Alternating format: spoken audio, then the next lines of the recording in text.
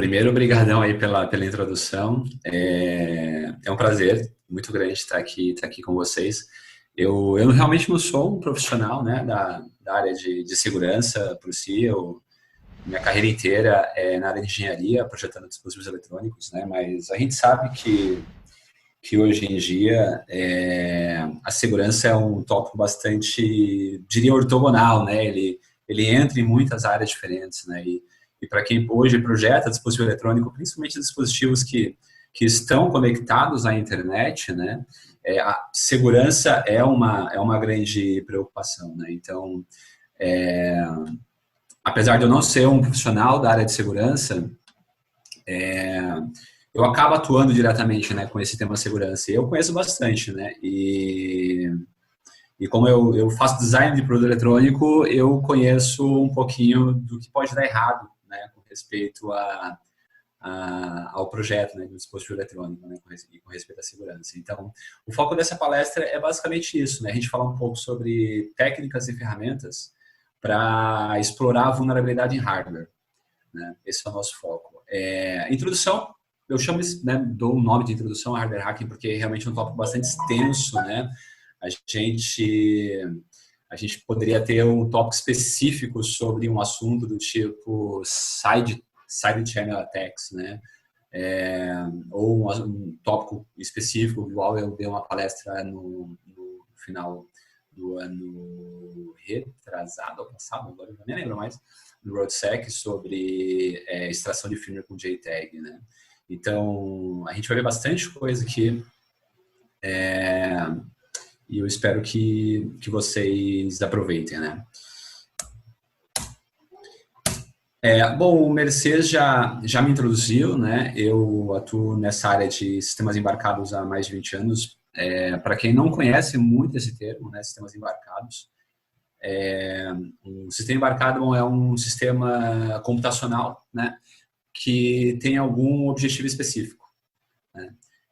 Por exemplo, uma TV é um sistema embarcado, né, uma Smart TV. Ela hoje é um computador, né? Dentro da TV a gente tem um computador, só que o objetivo dela é transmitir, né, e te exibir mídias, né?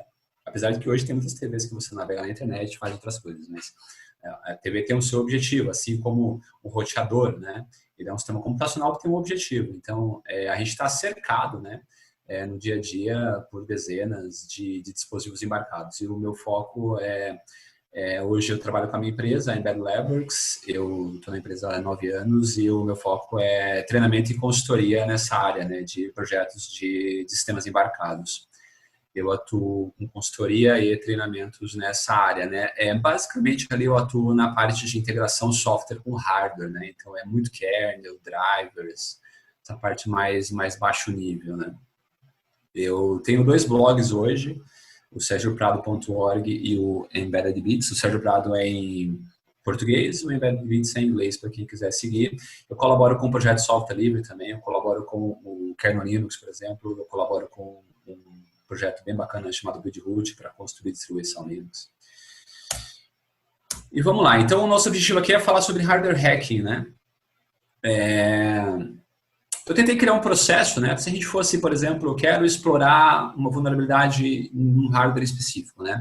Qual processo poderia seguir, né, para explorar a vulnerabilidade desse hardware? Se a gente for pensar nesse sentido, é basicamente o mesmo processo que a gente utilizaria para explorar a vulnerabilidade num software, né?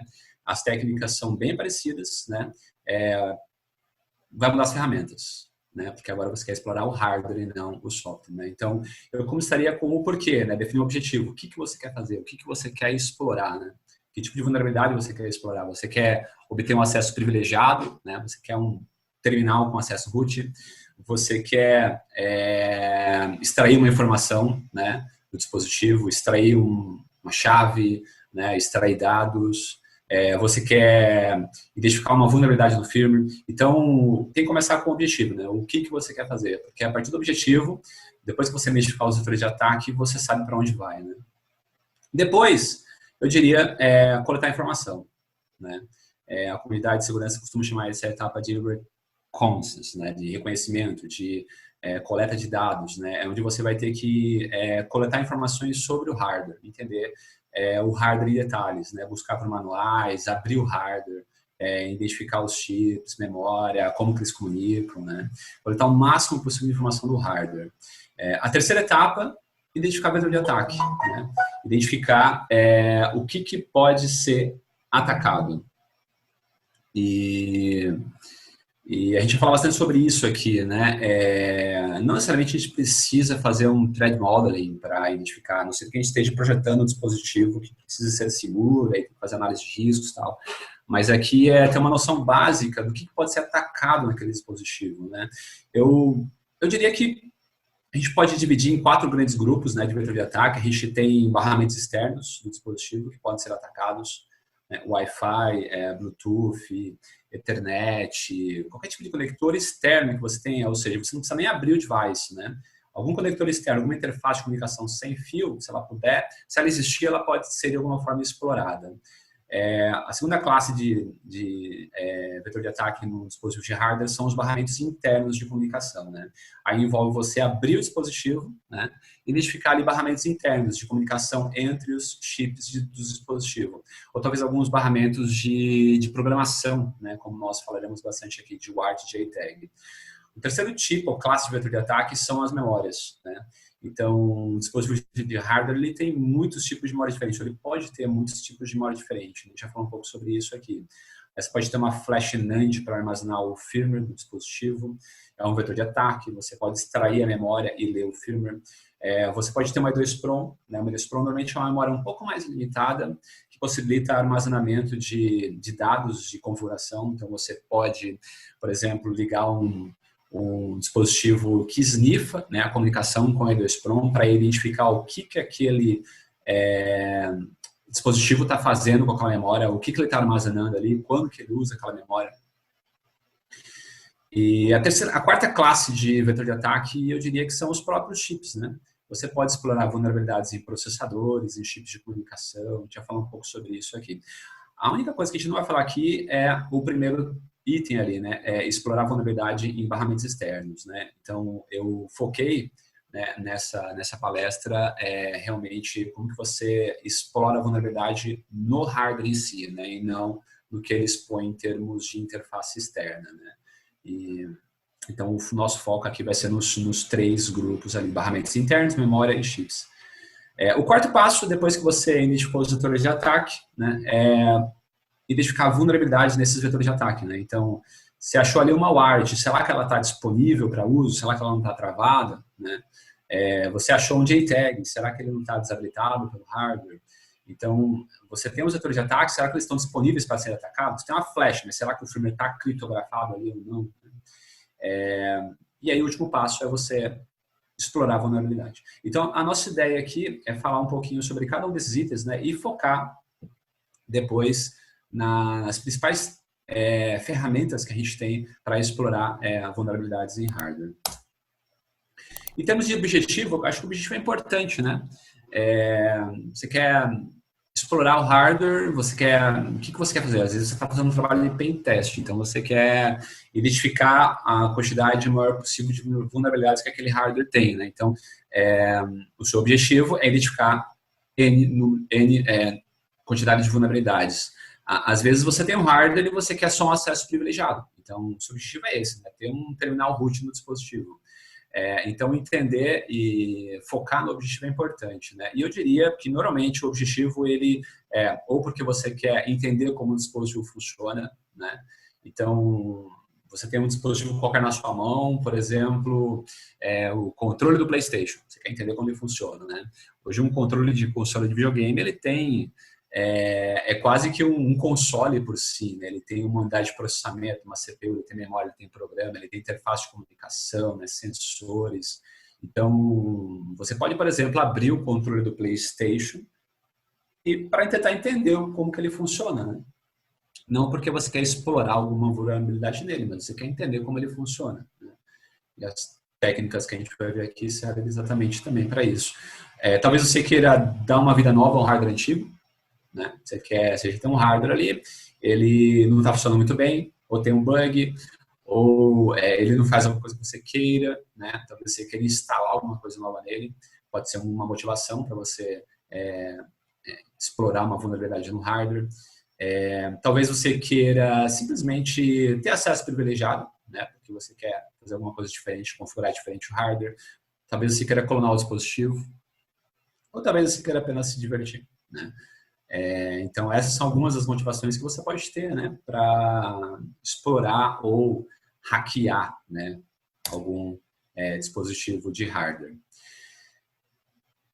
Para você começar, o primeiro passo é coletar informação, né? Então, coletar o máximo possível de informação sobre aquele dispositivo de hardware, né? Isso envolve manuais, né? Providos pelo fabricante. Todo e qualquer tipo de informação pode ser útil durante o processo de análise do hardware, né? Posts sobre isso na internet, né? Às vezes é bom pensar sempre em não reinventar a roda. Às vezes alguém já fez aquilo que você quer fazer e tem bastante coisa documentada na internet. Às vezes é novo, aí você vai ter que fazer, né? Então, procurar informações na internet sobre se alguém já fez isso ou aquilo com aquele dispositivo de hardware, né? Olhar o site do fabricante, olhar fóruns. Às vezes você tem um firmware disponível para download, né? Você quer explorar a vulnerabilidade numa câmera X, né? Muitos fabricantes de câmera IP colocam atualizações de firmware na internet. Você pode baixar o firmware e parte dele, né? Às vezes você nem precisa focar no hardware, né? Você pega uma ferramentinha lá chamada Beanwall, que eu vou falar um pouco sobre ela depois, né? Tenta dar um sentido para aquela imagem de firmware, quebrar aquela imagem de firmware nas imagens do sistema operacional, bootloader, kernel, sistema de arquivos, e a partir dali conseguir extrair binários, fazer engenharia reversa binário, essa é uma possibilidade também. Além das informações que a gente pode encontrar na internet, todo dispositivo que emite algum tipo de sinal eletromagnético, não, sinal de radiofrequência, ele é certificado, né? Isso em muitos países é assim, né? E tem muita informação disponibilizada pelo governo nesses dispositivos, né? Então, por exemplo, no governo americano tem uma comissão ali deles que é a FCC, né? Federal Communications Commission. Então, todo e qualquer dispositivo que é homologado nos Estados Unidos, ele vai ter um ID da FCC. Esse ID é consultável. Se você pegar qualquer dispositivo que é homologado nos Estados Unidos, ele vai ter esse ID, e com esse ID você consegue coletar mais informações ainda sobre esse dispositivo, né? Aqui nos meus slides eu coloquei o exemplo do meu controle do PlayStation 4. Então, ali na traseira do controle, tem o ID do dispositivo. Se eu pegar esse ID e jogar lá no fccid.io, eu consigo encontrar várias informações sobre o dispositivo. Manual do usuário, fotos internas, externas. Deixa eu ver se eu consigo abrir aqui o meu navegador e mostrar para vocês. Eu já fiz essa busca. Então, aqui é o resultado da busca, né? Vários PDFs sobre aquele dispositivo, né? Nesse caso, o controle do Play 4. E aqui eu abri um que é o Internal Photo, fotos internas do dispositivo, né? Então, tem bastante foto ali, por exemplo, posição da antena de Bluetooth, né, do controle, né, que pode ser algo bastante útil se você estiver tentando encontrar vulnerabilidades ali no hardware do controle do Play 4, né? Você tem ali os chips, talvez usando ali alguma lupa, um microscópio. Só pelas fotos você consegue identificar qual que é o chip que eles usam no controle, sem nem ter o hardware, né? Então, tem bastante informação aqui. Se você, é claro, tiver, por exemplo, tentando explorar uma vulnerabilidade no dispositivo nacional, né, quem homologa é a Anatel. Aí você pode buscar no próprio site da Anatel. Tem os links aqui, né? Também vai ter um ID homologado pela Anatel e vai ter bastante informação divulgada ali sobre aquele produto em específico. Então, é uma fonte, né, de informação sobre o dispositivo. Próximo passo é você perder a garantia, né? Próximo passo é você abrir o dispositivo, né, na fé, e começar a olhar para dentro dele, né? Tem que tomar um pouco de cuidado, porque alguns dispositivos eles têm um mecanismo de anti-tamper, então um mecanismo de anti-tamper, ou anti-tamper é uma proteção que alguns dispositivos que contêm informações mais sensíveis utilizam para, por exemplo, apagar o firmware ou os dados, né, do dispositivo. Então, se vocês, por exemplo, tiverem uma maquininha de cartão de crédito na mão e abrirem ela, o anti-tampering vai apagar todos os dados daquela maquininha de cartão de crédito, né? Já que ela armazena informações bastante sensíveis, né? Então, isso é algo que pode acontecer, né? Depende muito do dispositivo que você estiver mexendo. Eu costumo dizer que é sempre bom você ter dois dispositivos na mão, né? Porque o primeiro que você abrir, dificilmente você vai conseguir fazer ele funcionar de novo, né? Dependendo do que você fizer ali no dispositivo, se você, por exemplo, for tentar extrair uma flash, remover a flash para fazer dump dela, né? E aí, a partir do que você abrir o dispositivo, você vai ter que catalogar todo o hardware dele, né? Catalogar todo o hardware, identificar CPU, flash, RAM, chips de comunicação, tentar entender como que eles se comunicam, né? Alguns fabricantes utilizam uma técnica, né, de obfuscação mesmo. Eles costumam proteger alguns componentes mais sensíveis com um tipo de material chamado de epóxi, né? É meio que um plástico endurecido, né, que fica bem difícil de tirar.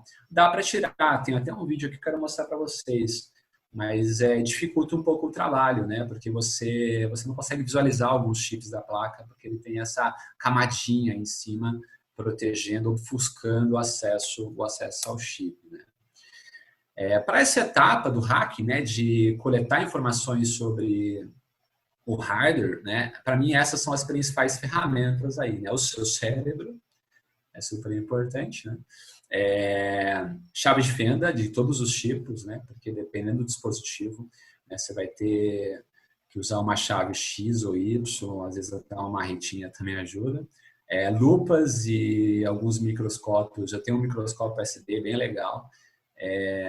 Costuma ser mais eficiente que uma lupa, porque tem alguns chips que são pequenos e tem umas letrinhas bem pequenas que é difícil de você ver a olho nu ali o nome, o que a gente chama de part number dele, né? Em alguns casos a gente também precisa do que uma estação de ar quente, né? Isso aqui é uma pistolinha de ar quente que às vezes você precisa para aquecer, até para remover um epóxi ou então para remover um chip da placa, né? Esse é um videozinho, eu não vou passar o vídeo inteiro, até porque o nosso tempo é um pouco limitado, mas eu só quero mostrar para vocês aqui, espero que vocês consigam ver. Isso aqui é o Nintendo Wii. Deixa eu ligar aqui. Desligado. Então ele vai usar uma pistolinha de ar quente. Deixa eu acelerar um pouquinho aqui. A técnica que ele usou aqui para remover o epóxi, o epóxi está protegendo o barramento de comunicação ali da CPU com a memória. Ele está removendo o epóxi, ele aquece o epóxi com uma pistolinha de ar quente e vai com uma chave de fenda com bastante cuidado, né, para não remover trilha da placa, ele vai com bastante cuidado para remover só o epóxi. Então, quando você aquece, ele fica mole, aí você consegue ir tirando com uma chave de fenda. Esse é um router bastante popular aí, né? O WRT54G. E aqui são os componentes dele identificados, né? Tem a parte de Wi-Fi aqui no canto direito, né? Que é o chipset Wi-Fi, que é da Broadcom. Aqui no meião a gente tem o processador, né? A gente chama aqui de SoC, System on Chip, porque ele contém o processador de arquitetura MIPS, contém também outros periféricos integrados, né, como, por exemplo, o switch Ethernet, que é aqui dentro também. Aqui embaixo a gente tem a flash NAND de 4 megabytes e aqui do lado do processador a gente tem a memória RAM de 16 MB.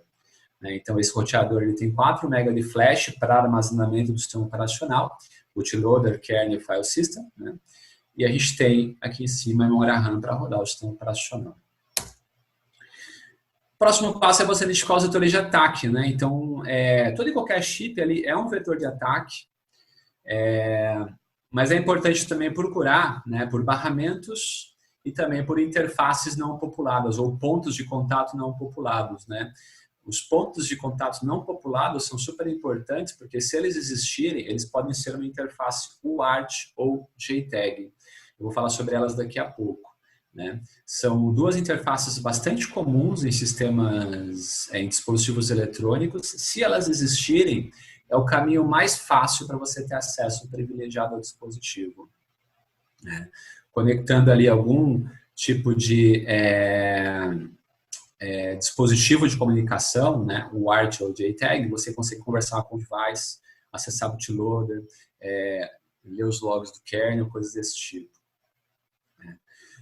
Então, os chips da placa, eles são vetores de ataque, né? Os barramentos que esses chips utilizam para a comunicação, vetores de ataque, e interfaces internas de comunicação, como o ART e JTAG, também são vetores de ataque. Aí o que você faz? Você mapeia o seu objetivo, né, com os vetores de ataque que você identificou e traça uma estratégia para explorar alguma vulnerabilidade. Essa é a ideia. Ferramentas que você pode precisar para identificar esses vetores de ataque, né? Talvez soldador, ferro de solda, né? Multímetro para você fazer algumas medições, identificar níveis de tensão, corrente, continuidade, talvez osciloscópio para você medir, né? Osciloscópio aqui embaixo para você medir alguns sinais em alguns barramentos para ver o que está trafegando ali. São algumas ferramentas que a gente pode precisar para poder avaliar os vetores de ataque que a gente identificou ali no hardware. Olhando para o WRT54G, esses são alguns dos vetores de ataque, né? Os chips são vetores de ataque, né? O processador, a memória, RAM, flash, e esses pontos de contato não populados aqui, né? Como nós veremos, né? Esses de cima representam a UART, uma interface de comunicação serial. Com a UART a gente consegue ter acesso a bootloader, dá para acessar um terminal dentro do device, acesso root diretamente. E aqui embaixo JTAG, né? É uma outra interface bem baixo nível de controle de execução da CPU que permite fazer mais um monte de coisa. Vou falar sobre ela também. Vamos começar da UART, né? A UART é a interface mais que tem o melhor custo-benefício, se a gente for pensar na hora de tentar explorar uma vulnerabilidade no hardware. Se eu encontrar uma UART ali, o caminho para o sucesso vai ser bem mais curto. O UART vem de Universal Asynchronous Receiver Transmitter, um dispositivo de comunicação serial, né? É a tal da porta serial. Antigamente os PCs sempre vinham com portas seriais, né? Hoje em dia quase nenhum PC vem com porta serial. Mas é uma interface tão simples, fácil de utilizar, né, e relativamente barata de você colocar no device, que a maioria dos dispositivos eletrônicos ainda tem uma interface serial. A maioria deles não exporta essa interface serial para o mundo externo, né? O que isso significa? Né? Que a gente, externamente no dispositivo, a gente não tem acesso, né, a essa interface serial, mas internamente ela está lá, né? O fabricante acaba deixando ela lá porque é bastante conveniente para ele, né? Para identificar problemas no dispositivo. Durante o processo de produção ela pode ser importante para fazer gravação de firmware, essas coisas. Então ela está lá. Às vezes ela está escondida. Para dispositivos que têm um foco em segurança, o fabricante pode ser que ele desabilite essa interface quando ele põe o produto em produção. Mas muitos deles acabam não fazendo isso. A interface UART, ela tem alguns sinais de comunicação e controle, né? A maioria utilizam só 4 sinais: TX para transmissão, RX para recepção, GND que é o terra e VCC que é alimentação. Alguns deles nem VCC usa, só TX, RX e GND. O que a gente pode fazer como UART, né? Acessar informações de baixo nível do hardware, né? Coisas como o log do bootloader, né? Alguns bootloaders soltam para você um prompt de comandos ali, se você, por exemplo, pressionar alguma tecla conectada à porta serial. E deixa eu mostrar aqui para vocês alguns exemplos, né? Essa placa que vocês estão vendo é de uma impressora da Epson. O pessoal da Exploiters, não sei se vocês conhecem, né? Esse site Exploiters é mantido pelo antigo pessoal que hackeava o Google TV Hackers.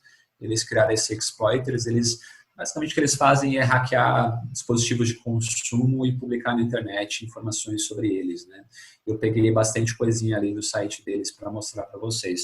Então, essa é uma foto da impressora Epson e a portinha serial que eles acharam ali, ó. Tá vendo que tá bem escondido, né? Mas eles acharam 4 pinos juntos ali e eles desconfiaram, isso aqui pode ser uma Wart, né? E aí eles espetaram ali um cabinho de comunicação serial e, por tentativa e erro, eles conseguiram identificar os pinos de comunicação serial, né? Esse é um outro exemplo, né? Uma lâmpada inteligente, né? Entre aspas, tá ali os pontos de comunicação serial, né? Nesse caso aí específico, até identificado ali o TX e o RX. Né? No caso do WRT54G, eu vou dar bastante exemplos dele aqui, né? A porta serial está nesse conectorzinho aí de 10 pinos. Então, pode dar um trabalhinho identificar a conexão serial, né? Até porque você pode ter 2 pinos, 3 pinos, 4 pinos, eles podem não estar juntos, eles podem estar escondidos, né, em algum lugar. Também pode dar um pouco de trabalho para identificar a velocidade da comunicação que você deve usar para se comunicar com a Wart, porque a Wart ela é um periférico cuja velocidade é configurável, né? A velocidade é bem baixa, né, e é configurável, mas também como a quantidade de velocidades é baixa, né? Você tem 9600, 57600, 115200, enfim, a quantidade de tipos de velocidade de comunicação são baixas e a quantidade de pinos também é baixa. O método tentativa e erro costuma funcionar, né? Porque são poucas opções para você tentar até você conseguir identificar. 2 ferramentas que você pode usar para identificar os pinos de comunicação serial: o multímetro, né, do lado esquerdo, o próprio osciloscópio também pode substituir o multímetro, só que o osciloscópio é muito mais caro, né, que o multímetro. E do lado direito, o JTAGulator. O JTAGulator eu gosto bastante dele, mas eu uso mais ele para trabalhar com JTAG, que eu vou falar daqui a pouco sobre JTAG. Para você se comunicar com a serial, você precisa de um conversor USB serial, né? Então, é esse cabinho aí, né? Você espeta esse cabinho, esses pinos no hardware, você espeta o USB na sua máquina você usa um programa de comunicação serial, né? Pode ser Minicom, Picocom, Screen, qualquer programa de comunicação serial. Você tenta ali algumas velocidades até você descobrir e começar a se comunicar com o dispositivo. E se a interface estiver disponível, você vai ter acesso possivelmente ao bootloader dele. E quem sabe ali você vai ter um prompt de comandos para você poder manipular o bootloader e manipular o boot do dispositivo. Então aqui é um print que eu peguei do meu roteador, o WRT54G. Né? Quando eu espeto ali o cabinho de comunicação serial e inicio um programa de serial na minha máquina, eu consigo ter acesso as mensagens do bootloader. E ele põe ali no finalzinho, no final do processo de boot do bootloader, ele põe uma mensagem ali. Pressione Ctrl+C para parar o boot. Aí você dá um Ctrl+C, você cai no prompt do bootloader, que é um bootloader da Broadcom, chamado CFE. E ali você pode fazer um monte de coisas com esse bootloader. Você pode manipular a flash, né? Fazer dump da flash, por exemplo, mexer na memória. Você pode mexer na linha de comandos do kernel, né? Então você tem controle sobre o device, né? Só acessando o bootloader. Esse é um outro exemplo do pessoal lá do Exploiters. Esse WinkHub é um device de automação residencial. É um hubzinho para você controlar lâmpadas inteligentes, coisas desse tipo. Ele tem um bootloader, ele tem uma serial, só que o bootloader não te dá acesso diretamente, né? O que eles fizeram? Eles curto-circuitaram, né, um dos pinos de I/O da NAND, de forma que, quando o bootloader tenta acessar a NAND, dá um erro, porque ele não consegue ler, né? Um dos pinos de I/O está curto-circuitado. E aí, quando ele dá um erro, ele para no prompt. Então, é uma espécie de fall injection, né? Que eu vou falar um pouco sobre fall injection ao final da apresentação. Ele gera uma falha no hardware para parar o processo de boot e acessar o bootloader, né? Então, esse é um dumpzinho que eles publicaram, né? Então, aqui no começo é o log do bootloader. Ele não consegue ler a NAND, dá um erro, cai no prompt. Aí, Aqui são os prints, né, que eles deram, né? Uma das variáveis do bootloader ali é a variável que armazena os parâmetros de boot do kernel. Então, o que eles fizeram foi setar essa variável com um parâmetro adicional, init igual a bin sh, para fazer com que o kernel caia no shell do boot, né, com acesso root. Então, foi bem simples, né, obter acesso root aqui. Um glitchzinho na NAND fez com que eles entrassem no bootloader, para ir dentro do bootloader passar um parâmetro extra para o kernel para botar direto no shell, né, com acesso root. JTAG é uma outra interface que pode ser explorada, né, em dispositivos eletrônicos. É uma interface também bastante comum de existir, né, porque ela, mais uma vez, ela é bastante conveniente para o fabricante, né, manter essa interface, principalmente no processo de produção. Então, ele acaba não removendo. A interface JTAG é uma interface bem antiga, ela é um padrão definido na década de 80, para testar placas de circuito impresso. Ela acabou evoluindo e ganhando outras funcionalidades, e também algumas variantes, né? Por exemplo, a plataforma Intel, ela tem uma variante da JTAG que é a XDP, a plataforma MIPS, a arquitetura MIPS, usa uma variante chamada eJTAG, a ARM adotou uma variante chamada SWD, né? Utilizando sempre os mesmos conceitos. O que eu posso fazer com o JTAG? Um monte de coisa. Eu posso controlar a execução do firmware, né? Eu tenho um controle sobre a CPU, então eu posso pausar a execução dela, inspecionar registrador, inspecionar a memória, rodar o código passo a passo, bypassar a instrução, fazer jump para onde eu quiser. Eu posso acessar cada pino do chip, né? Isso vai me permitir, por exemplo, fazer um dump da flash, né? Se a flash estiver mapeada direto para a CPU ou para um barramento que a CPU está enxergando. Então, abre bastante, né, a quantidade de coisas que eu posso fazer com aquele dispositivo. Essa é uma imagem de um HDzinho da Western Digital, e ali o pessoal conseguiu identificar a JTAG dele, né? Vejo que não está bem claro, né? Claro que isso, a identificação dos pinos de JTAG também é um método de try and error ali, você tem que achar uns pinos ali, tentar, eu acho que isso é JTAG, espetar ali um conversorzinho JTAG e ver se funciona, permutar ali os pinos para ver se você consegue identificar a interface. Mas a partir do momento que você identificou, se for realmente uma JTAG, você tem controle total sobre o device. Esse aqui é um outro exemplo que eu peguei na internet, né? O pessoal identificou o JTAG num PDAzinho, né? Um assistente digital da Toshiba. E esse aqui é o JTAG do WRT54G, né? Aquele outro grupo de pinos ali não populados. Identificar JTAG não é tão simples, né? Porque às vezes o fabricante ele obfusca a interface JTAG, né? O que significa? Ela está ali porque ele precisa dela para produzir o dispositivo, só que pro usuário final ele esconde, né? Então, às vezes depois que ele usou a JTAG, ele remove, por exemplo, alguns resistores ali que conectam a JTAG no processador, e aí você não consegue, mesmo espetando um conversor JTAG nos pinos de JTAG, você não consegue acessar a interface, porque a comunicação está cortada, ele removeu alguma trilha, algum resistor. Às vezes ele põe, por exemplo, os pinos de JTAG debaixo de um componente eletrônico, tipo um chip, um capacitor maior, e a interface fica meio escondida, né?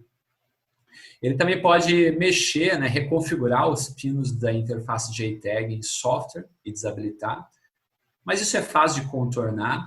O que pode ser não tão fácil de contornar é desabilitar a interface JTAG no próprio chip. Isso é possível. Alguns chips eles têm um conjunto de registradores que são chamados de fuses, que uma vez que você queimar esses fuses, eles mantêm o estado. Então, é algo que, em teoria, ele uma vez que você fez, você não muda mais, né? Então, você mudou um bitzinho de um fuse, você desabilita o JTAG para sempre naquele chip. Na verdade, isso também é contornável, né? Tem um método de ataque chamado de Silicon Die Attack, você remove o encapsulamento do chip e você consegue mudar, né, alterar o fuse diretamente, né, no chip, removendo o encapsulamento dele. É um ataque bem mais difícil de fazer, mas segurança é sempre uma questão de quanto tempo, dinheiro e know-how você tem, né? Uma ferramenta bem legal para identificar pinos JTAG é chamado JTagulator, né? Eu vou falar sobre ela daqui a pouco. O problema da interface JTAG, ela é muito útil, bastante versátil, né? O problema dela é que não tem ela é um padrão que não é um padrão, né? Não tem um padrão muito bem definido, por exemplo, em termos de pinagem, né? Tem JTAGs de 10 pinos, de 14, de 16, de 20, de 8. Não tem um padrão muito bem definido, né? E a implementação também pode variar um pouquinho. JTagulator é uma ferramenta construída pelo Joe Grant. O Joe Grant é um hardware hacker aí bastante famoso, né, na comunidade, e ele fez essa ferramenta basicamente com o objetivo de identificar interfaces JTAG. Então, essa ferramenta ela tem aqui 24 sinais. Você espeta esses 24 sinais em qualquer pino da placa e fala, acha JTAG para mim. Ele vai ficar permutando entre todos esses sinais e tentar identificar ali qual deles, se é que algum deles, né, representa a interface JTAG. Dependendo da quantidade de sinais que você utilizar, pode levar mais tempo, né? Mas ela automatiza esse processo. Então, você, de vez de você ficar na mão tentando achar quais são os pinos aqui de JTAG desse hardware, você deixa a ferramenta fazer isso para você. Bem interessante. E com o JTAG a gente pode fazer tudo, né? Como eu tenho um controle total sobre o sistema, eu posso fazer dump de memória, posso fazer dump de flash, alterar o comportamento do programa, né? Bypassar um mecanismo de autenticação, por exemplo. Eu posso fazer o que eu quiser. Para trabalhar com JTAG, eu preciso de um adaptador JTAG. Eu coloquei aqui alguns populares, né? Tem o JLink e o ULink, que são bastante populares para quem trabalha com microcontroladores. Tem o Blackmagic Probe, que é bem popular, é bem interessante. Tem o Buzz Pirate, que eu gosto bastante também, vou falar um pouco sobre ele daqui a pouco. Aí você precisa ligar esse adaptador no hardware, né? E ele normalmente tem uma interface USB que você liga no seu PC para controlar e conversar com a JTAG. E aí você precisa de um programa no seu PC para isso, né?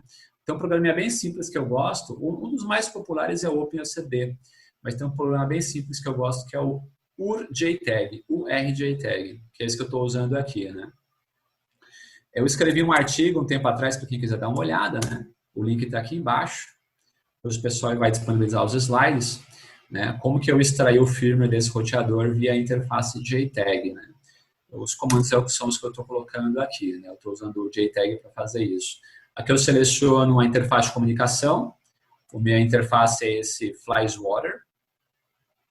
Essa plaquinha aqui para comunicação JTAG. Aí eu peço para ele detectar o device, ele achou ali o chip da Broadcom. Eu peço para ele iniciar a comunicação com o device. Ele achou ali a flash, o endereço dela. E aí eu falo para ele ler a flash, né? Flash começa aqui, os 4 MB dela, gera o flash.bin. Está lá o flash.bin, que é o dumpzão da flash. Aí aqui eu rodei o binwalk. O binwalk é uma ferramenta que, através de assinaturas, ele consegue identificar o formato dessa imagem, né, e quebrar ela, né, porque aqui dentro desse flash.bin a gente tem a imagem do bootloader, a imagem do kernel Linux, a imagem do file system. Ele consegue identificar todas essas imagens. Eu pedi para ele extrair para mim. E ele achou o rootfs no formato squashfs, extraiu ele para mim, e aí eu dei um cat aqui no PSWD, né? Tá lá os hashes das senhas, né, do roteador. Eu tenho acesso total aqui a todo o root file system. Eu posso fazer engenharia reversa, por exemplo, em qualquer binário do dispositivo, né? Através do firmware que eu extraí usando o JTAG. Um terceiro vetor de ataque que eu tenho, né, são as memórias flash. As memórias flash, elas podem ser de vários tipos e são bastante úteis se eu quiser coletar alguma informação, coletar imagem do firmware, né? A gente acabou de ver um exemplo onde eu coleto o firmware via JTAG. Mas e se eu não tiver JTAG e mesmo assim quiser coletar o firmware, extrair o firmware? Eu posso ler direto da memória. As memórias estão ali, né? Então, por exemplo, essa é uma IP cam, uma câmera IP. Aqui tem uma memória flash dela, é uma E2 Prom. A flash do WRTC 44G está aqui. Como que eu faço para ler a memória, né? Eu posso, se eu não tiver JTAG é a forma mais simples, mas se eu não tiver JTAG disponível, eu posso tentar conectar, eu preciso de um leitor, né? Então a ideia é pegar a flash, jogar no leitor de flash e extrair os dados dela. Eu posso conectar o meu leitor diretamente no hardware, mas isso é um pouco intrusivo, né? Porque quando eu energizar o hardware, a CPU vai estar lá tentando buscar coisas da flash ao mesmo tempo que eu estou tentando ler a flash. Eu posso tentar desabilitar a CPU, talvez deixar ela em reset, mas é um pouco intrusivo, né, para o hardware. Talvez uma forma melhor seja eu extrair a flash. Então, eu removo a memória do dispositivo e coloco no leitor, né? Que é o que está nessa imagem aqui. Tem um videozinho aqui, depois, para quem estiver interessado, pode olhar ele, né? Então, aqui é um pendrivezinho, aqui é o controlador do pendrive e aqui é a memória flash dele. Você usa uma estaçãozinha de ar quente, né, que é uma pistolinha de ar quente, para aquecer os contatos, os pontos de solda, né, e com uma pinça, assim que ele aquecer, uma pinça você simplesmente puxa o dispositivo, ele sai bonitinho. Aí você põe no leitor e ali faz a extração. Se você não tiver esse tipo de leitor, né, nada te impede de fazer uma ferramenta customizada, às vezes até usando o Arduino, né, para se comunicar com a flash e extrair os dados dela. Né? Você vai ter que simplesmente escrever um driver para essa flash. Né? E aí você vai ter um dump do conteúdo dela. Um outro vetor de ataque importante são os barramentos de comunicação, né? Então, os dispositivos internos de uma plataforma de hardware vão se comunicar e vão, para isso, utilizar um barramento de comunicação. Dispositivos de hardware, normalmente, eles utilizam alguns barramentos bastante comuns, como I2C, SPI, I2S, SDIO, quando é memória. E se você tiver algum dispositivo conectado em algum desses barramentos, você pode se beneficiar de algumas ferramentas para snifar esses barramentos, né? Assim como você, trabalhando num sistema, usa o Wireshark, por exemplo, para snifar uma interface de rede, né? Você pode usar, por exemplo, o BuzzPirate, né? Que eu vou falar daqui a pouco sobre ele, para snifar um desses barramentos de comunicação entre chips, né? E aí, por exemplo, você pode capturar mensagens que o software está mandando para um chip de segurança, um TPM, né? Talvez tenha alguma coisa ali que seja útil, né, para o seu processo de análise. Então, por exemplo, aqui esse é uma memória I2PROM conectada no barramento I2C de uma TV da Samsung, né? Aqui é o chip, e aqui dá para ver que é I2C por causa desses dois sinais aqui, SCL, que é o clock do I2C, e SDA, que é o dado do I2C. O I2C só usa dois sinais de comunicação. Para explorar, né, a comunicação em barramentos internos de um dispositivo de hardware, eu vou precisar de uma ferramenta, né? Tem algumas ferramentas bem legais open source, uma das mais legais é a BuzzPirate, só que ela é bem limitada em termos de velocidade de comunicação e de barramentos que ela suporta. E tem algumas ferramentas mais profissionais, né? Alguns analisadores lógicos mais profissionais, como o da Saleae, que eles têm muito mais funcionalidades, mas também são muito mais caros, né? Então, aqui eu coloquei alguns exemplos de ferramentas que podem usar no processo de sniffing, né, de captura de informações e barramentos de comunicação dentro de um hardware. Essa é uma imagem de um teste que eu fiz, né, num postzinho que eu escrevi sobre o BuzzPirate no meu site. Aqui eu estou sniffando o barramento 2C, né, da plaquinha, usando o BuzzPirate. Eu só liguei ali os sinais de 2C e fiquei escutando o que está acontecendo ali. E aqui são os comandos que eu usei, né? O BuzzPirate é uma ferramentinha open source, é um projeto open source. Ele tem um terminalzinho de comando para você gerenciar ali a comunicação com o device. Ele é scriptado, é bem legal. Você pode usar Python, por exemplo, para falar com ele. E aqui, basicamente, o que eu estou fazendo é sniffando o barramento, né? Coletando o que está passando por ali. Esse aqui é um outro exemplo, né? Esse aqui é um I2C numa câmera IP. É uma E2PROM conectada ao barramento I2C de uma câmera. Então, aqui o autor, né, o post dele está aqui embaixo, ele está usando um analisador lógico, ele conectou ali na E2PROM e coletou ali, começou a fazer um sniffing, né, capturar o que está passando ali naquele barramento, né. E aqui é uma visualização gráfica, né, do que está passando ali. Essa ferramenta é bem legal, ela gera dump, né, para você depois analisar. É um pouquinho caro também essa ferramenta, em torno de $600 mais ou menos. Esse é um outro exemplo, né, que eu acho bem legal. Dizem que o hacker Rakudão, né, ele cria suas próprias ferramentas, né? Então, esse é um exemplo de sniffing de barramento feito no Xbox, né? O Andrew Rank, conhecido como Bunny na comunidade, ele, se não me engano, foi uma tese de mestrado ou doutorado dele, eu não me lembro agora. Ele fez uma análise da segurança do primeiro Xbox, né? Que é um PC, se não me engano, um Pentium 3, né? O que ele fez foi... Esse é o barramento de comunicação do processador com memória, chamado de Hyper Transport Bus. O que ele fez foi construir uma interface de captura de dados desse barramento, porque ele é de alta velocidade, pelo menos para a época, 200 MHz. Ele também utiliza sinais diferenciais, então ele teve que construir uma ferramenta específica para fazer sniffing desse barramento. Aí ele espetou num FPGA e criou um programa para sniffar e pegar esses dados, jogar para um arquivo, aí ele construiu ferramentas para fazer uma análise. Aí, através disso, ele conseguiu identificar ali o firmware, ele identificou o algoritmo que eles usavam para criptografar as imagens, e ele descobriu que a chave utilizada, ele era um algoritmo simétrico, eu não lembro agora, acho que era RC4, o algoritmo, e ele, como era uma chave simétrica, ele se perguntou, tá, mas aonde está essa chave? Ele descobriu que a chave trafegava no próprio barramento, né? E aí ele quebrou a segurança da Xbox. Aí ele conseguiu gerar qualquer código, encriptar com a chave que ele achou e rodar no Xbox. Quem tiver interesse, dá uma olhadinha no livro dele, Hacking the Xbox.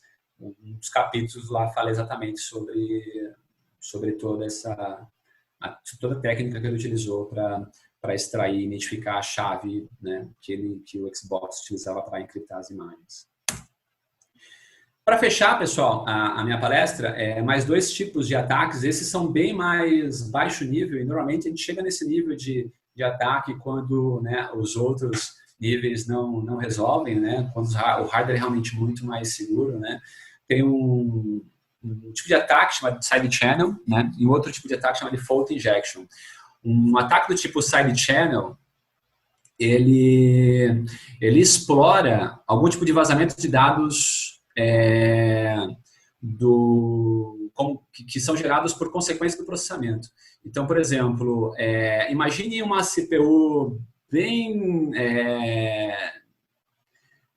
específica, assim, que tenha 6 instruções e cada instrução tem um consumo de energia diferente. Então, quando a CPU está executando a instrução A, ela consome X de energia. Quando a CPU está executando uma instrução B, ela consome Y de energia. Se você colocar uma ferramenta que mede o consumo de energia, você consegue descobrir no tempo quais instruções a CPU está rodando. Então, a CPU está vazando uma informação, né, que é consequência do processamento. Esse é o que a gente chama de side channel. Existem vários tipos de ataque de side channel, né? O exemplo que eu dei foi de power, né? O consumo de energia muda conforme o processamento avança. Você tem um side channel tipo timing, né? O tempo de processamento muda dependendo do que ele está fazendo. Tem o side channel tipo cache, né? Aqueles bugs que a gente teve no passado da CPU de o Spectrum Meltdown, eles exploravam, né, side channel do tipo cache, eles utilizavam cache attacks para explorar a vulnerabilidade da CPU. A CPU ela pode vazar informações eletromagnéticas, que também pode ser usada com dados para você gerar ataque, né? E ali no final eu inventei o meu side channel chamado de ventoinha ataque, né? Imagine que a sua ventoinha, a velocidade de rotação dela muda conforme o processamento da CPU. Você pode explorar isso também, por que não, né? Esse é um exemplo bem simples de timing attack, né? Essa é uma funçãozinha que funciona, que faz uma checagem de senha, né? Então tem duas entradas aqui. O input é o que o usuário deu e o pass é a senha que ele vai checar. Ele faz uma simples comparação, né, dos elementos ali do vetor. né? Então, se o primeiro elemento do vetor input for diferente do primeiro elemento do vetor pass, retorna erro, né? Se não, faz a próxima verificação. Esse tipo de código vaza informações, né? Por quê? Porque o tempo de verificação vai variar, né, dependendo do seu input, né? Se o seu primeiro dado do vetor ali for inválido, a função vai levar um tempo x, né? Se o seu segundo dado do vetor, se o primeiro for válido, mas o segundo for inválido, ela vai gerar um tempo y, né? Eu tenho até um programinha aqui que eu vou mostrar para vocês, que eu criei, né? Chamado Open Door. Você passa para ele uma senha, ele abre a porta se a senha estiver certa, né? Se você passar a senha... deu senha inválida, né? Se você acertar o primeiro dígito, ele leva um pouco mais de tempo, porque ele vai fazer a checagem, ele está vazando informação, né? Eu vou rodar aqui com o comandinho time. Então, ele levou aqui 1 segundo. Aí eu vou variando o segundo campo. Agora levou 2 segundos, ou seja, ele passou pelos 2 primeiros dígitos. Agora eu vou no terceiro campo.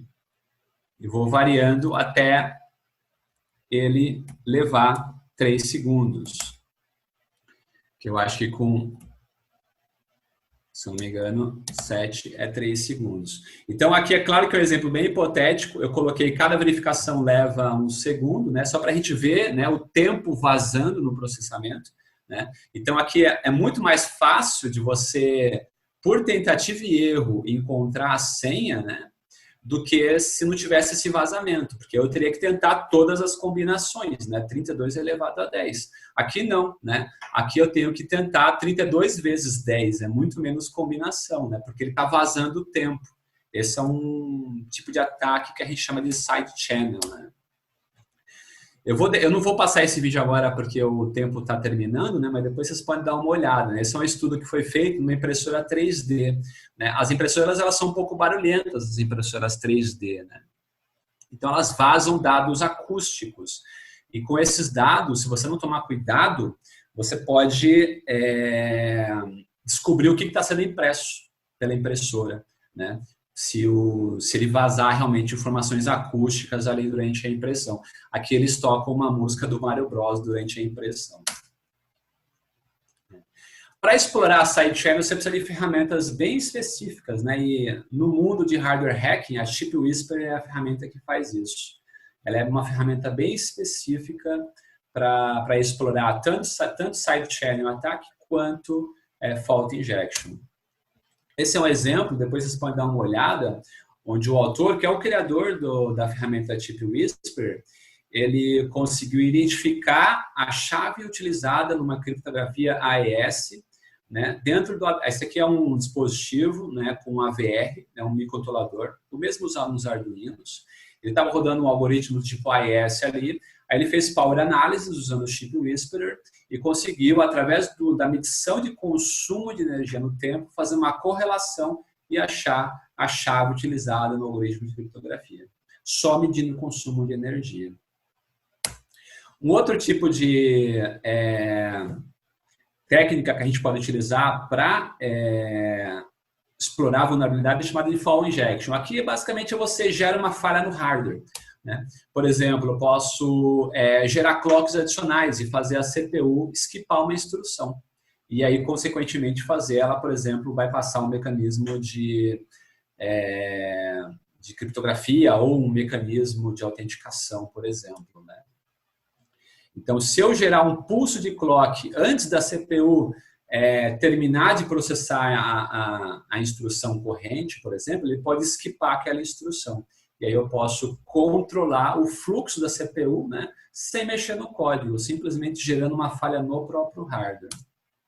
Esse é outro estudo feito pelo Colin também, que é o autor do Chip Whisper, onde ele consegue skipar. Ele tem uma Raspberry aqui, onde ele está rodando um programinha que está contando, ali, incrementando um contador. Através de pequenas mudanças no nível de tensão de alimentação da Raspberry, ele consegue fazer com que a CPU skip algumas instruções. Depois vocês podem dar uma olhada também. Para fechar, tem algumas literaturas sobre o assunto. Eu não costumo recomendar livros que eu não li, né? Então, tem alguns livros ainda que estão na minha lista de próximas leituras, mas esses são 3 livros que eu já li, que são muito bons, né? Os 2 primeiros são do Andrew Wang, aquele rapaz que fez aquele estudo lá da arquitetura e da segurança do Xbox, né? São 2 livros muito bons, vale a pena ler para quem gosta desse tema. E o terceiro livro, ele tem um foco específico em hacking de sistemas automotivos, mas ele tem muitos capítulos bastante genéricos e legais ali sobre hardware hacking, né? Vale a pena dar uma olhada. E eu acho que é isso. Espero que vocês tenham aproveitado aí a palestra.